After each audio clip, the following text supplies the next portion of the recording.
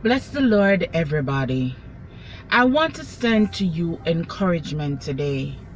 You know, sometimes giants appear before us to fight and to defeat us. But God has promised that that will not happen. He has promised that we will not be overcome by them. David, who had to fight the Philistines, had to fight Goliath. Goliath was like a 9-foot giant, and for many days he taunted the Israelites. And when David come along, you know, based on the experiences that God brought him through, he was able to defeat Goliath. And so too, I pray that you would defeat all the Goliaths in your life in Jesus' name. And I pray the same for myself, that I too will defeat the Goliaths in my life, and that they will be as dust under my feet. And I pray that they will be like dust under your feet also in Jesus' name.